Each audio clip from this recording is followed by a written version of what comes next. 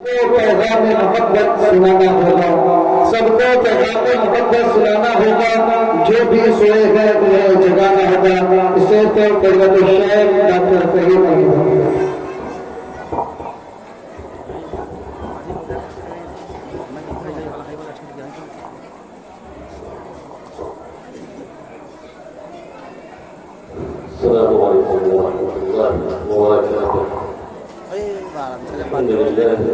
Microphone लगाइए ना।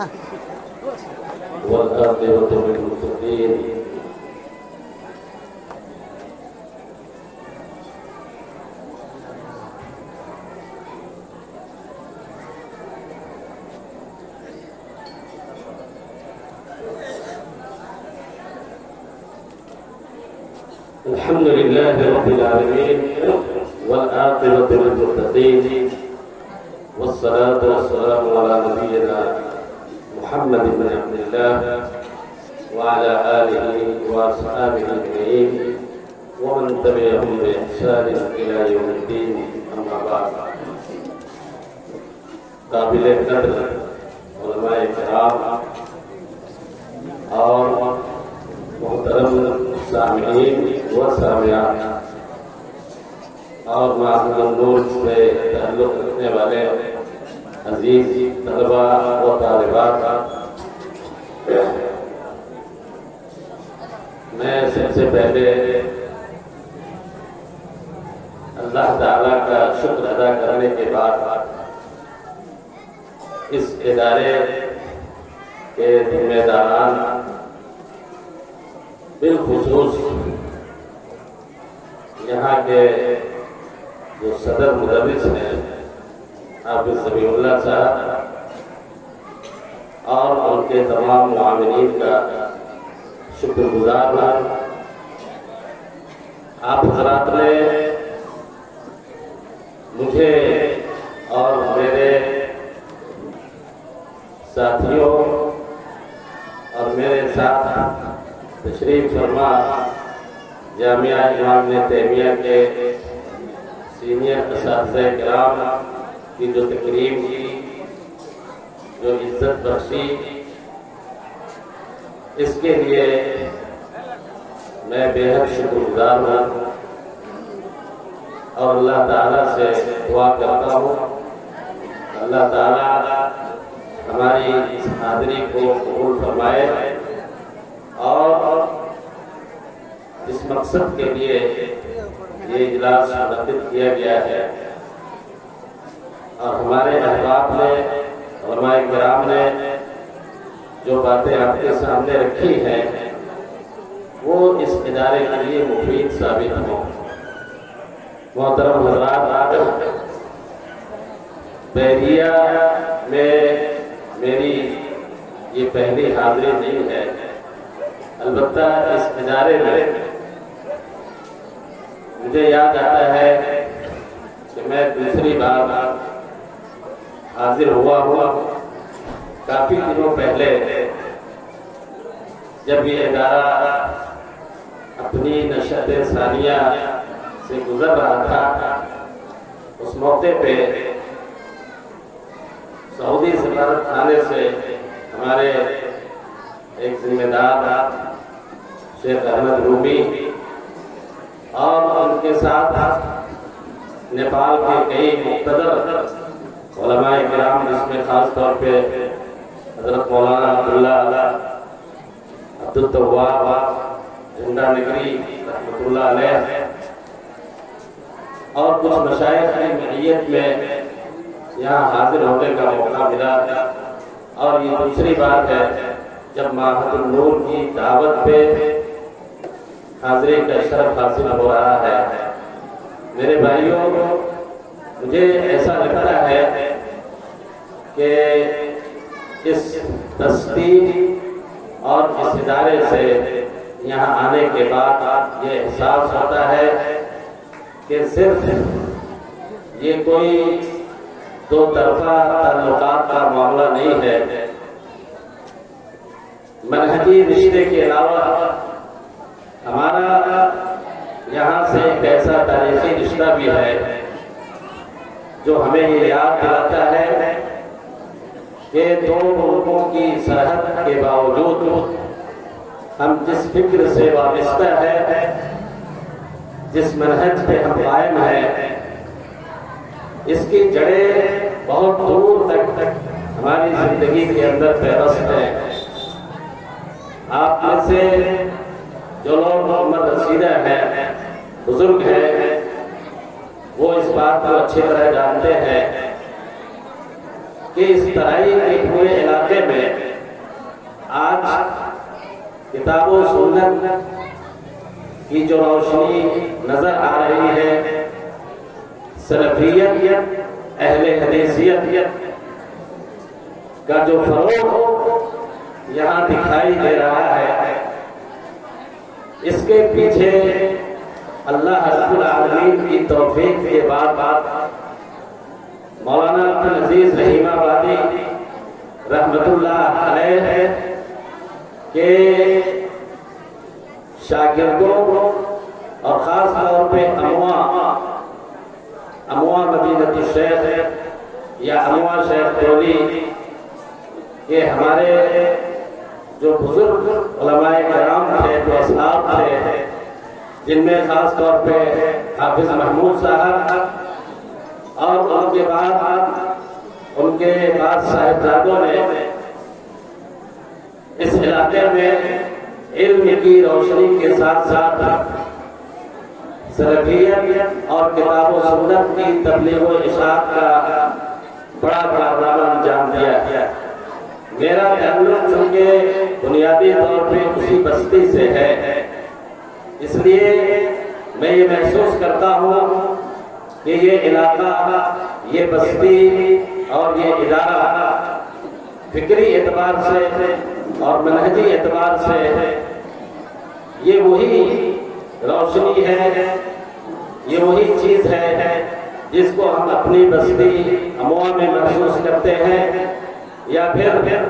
آگے آنے کے بعد جامعہ امام ابن تیمیہ کی صورت میں دیکھتے ہیں۔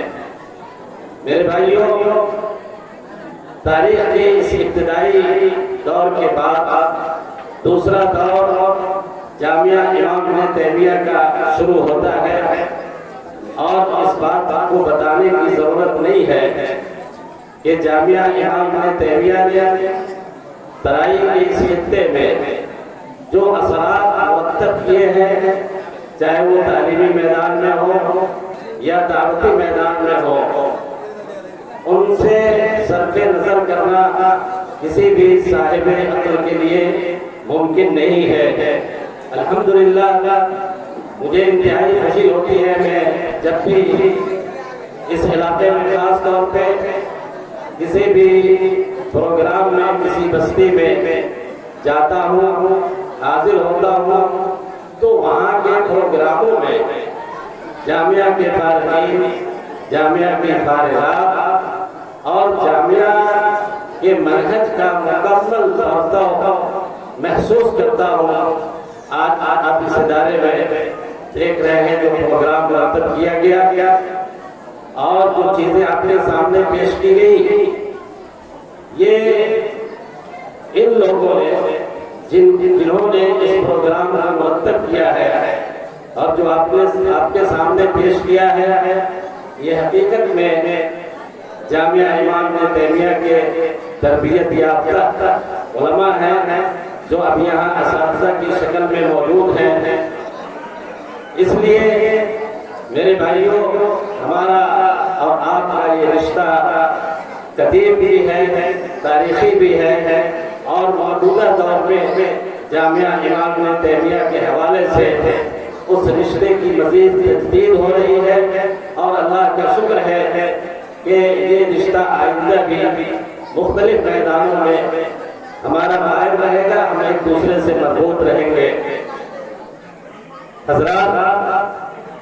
میں اصل حاضر ہوا ہوں اس پروگرام میں ماہنامہ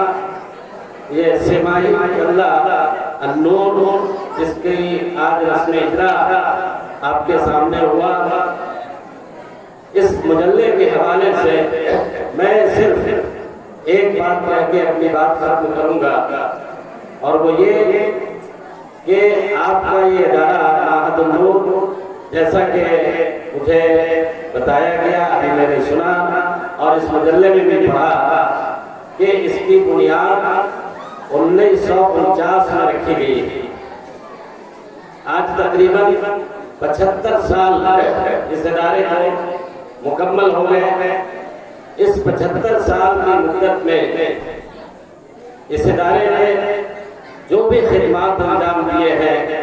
وہ بلا شبہ قابل قدر ہیں۔ ہمیں یہ نہیں بھولنا چاہیے کہ ہر دور میں ادارے سے وابستہ ذمہ داران نے، علماء نے اپنی توفیق کے مطابق اور اپنی صلاحیت کے مطابق جو بھی خدمت انجام دی اس کی ہمیں قدر کرنی ہے اور اس کے لیے ہمیں ان کا شکر گزار بھی ہونا ہے۔ آج الحمدللہ یہ ادارہ ترقی کے منازل طے کرتے ہوئے ہمارے سامنے ایک باضابطہ اور مستند تعلیمی ادارے کی شکل میں موجود ہے، اور خوشی کی بات یہ ہے کہ یہ ادارہ پہلی بار جیسا کہ بتایا گیا روہتک کے علاقے میں مجلہ شائع کرنے جا رہا ہے۔ میرے بھائیوں اور بزرگوں کو کسی بھی ادارے کی تعلیمی ترقی اور اس کی شہرت میں ایک بڑا کردار اس ادارے سے شائع ہونے والے مجلے کا ہوتا ہے۔ آپ کو مثال اگر دیکھنی ہو تو دور جانے کی ضرورت نہیں ہے۔ جامعہ امام ابن تیمیہ 1989 میں اس کی نشست ثانیہ ہوتی ہے اور 1991 کے آخری سالوں میں مجلہ شائع کرنے کا فیصلہ کیا جاتا ہے۔ 1992-93 میں مجلہ طلبہ کی ابتدا ہوتی ہے، اور میں آپ کو پورے وثوق کے ساتھ اور پورے اطمینان کے ساتھ یہ بتانا چاہتا ہوں کہ جامعہ امام ابن تیمیہ کو عالمی شہرت دلانے میں جہاں اس کے بانی، اس کے اساتذہ کرام اور اس کے قابل متخرجین نے بڑا کردار ادا کیا، وہیں پہ اس سے شائع ہونے والے ماہنامہ مجلہ طلبہ نے جامعہ کو جو شہرت عطا کی، جامعہ کا جو تعارف اہل علم کے درمیان پیش کیا، یہ ایک مستقل تحقیق کا موضوع ہے اور تاریخ کا باب ہے۔ الحمدللہ آج بھی مجلہ کسی نہ کسی شکل میں آف لائن جاری ہے، اور اس مجلے کے کردار سے جامعہ کی ترقی میں اس کی شہرت میں انکار نہیں کیا جا سکتا۔ آپ دیکھ لیں جامعہ محمدیہ مالیگاؤں ہماری جماعت کا ایک بہت ہی مشہور مستند سلفی ادارہ ہے۔ مولانا مختار احمد ندوی رحمۃ اللہ علیہ نے اس ادارے کا قائم کیا۔ ابتدائی دنوں میں اس ادارے کی شہرت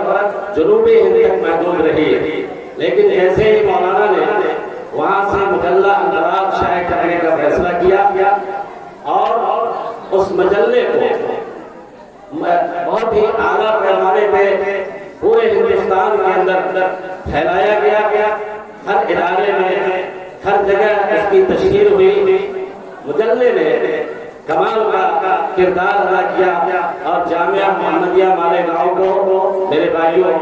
جو شہرت عطا ہوئی اس میں اس کے مجلہ ماہنامہ البلاغ اور صوت الحق کا بہت بڑا کردار رہا۔ آپ دیکھ لیں دلی کے جامعہ سنابل کا، جامعہ اسلامیہ سنابل کا مولانا عبدالحمید رحمانی رحمۃ اللہ علیہ نے اپنی زندگی میں مجلہ شائع کیا سنابل کے نام سے، توعیہ کے نام سے، توعیہ کے نام سے اردو میں بہت علمی مجلہ، اور اس علمی مجلے نے جامعہ اسلامیہ سنابل کو نہ صرف یہ کہ ہندوستان میں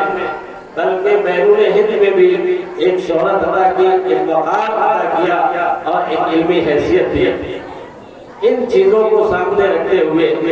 یہ بات کہی جا سکتی ہے کہ آج یہاں کے ذمہ داران نے ایک سیمائی مجلہ شائع کرنے کا فیصلہ کیا ہے، اور میں امید کرتا ہوں انشاءاللہ کہ یہ مجلہ نہ صرف یہ کہ دعوتی میدان میں اپنا کردار ادا کرے گا، بلکہ اس ادارے کو ملک نیپال میں اور اس سے باہر کی دنیا میں بھی اس کی شہرت کا وہ سبب بنے گا، اس کے خدمات کو، اس کے کردار کو اور اس کی تمام کوششوں کو لوگوں تک پہنچا کر کے اور لوگوں کے علم میں اضافے کا سبب بھی بنے گا اور مادی تعاون کا بھی بہت بڑا ذریعہ بنے گا۔ اللہ رب العالمین سے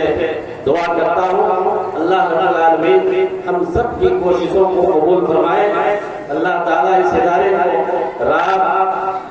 دونی چوگنی ترقی عطا فرمائے، اور یہ جو ماہنامہ یہ سیمائی مجلہ نکالنے کا فیصلہ کیا ہے، میں یہ بھی دعا کر رہا ہوں کہ اللہ تعالیٰ اس مجلے کے ذمہ داران،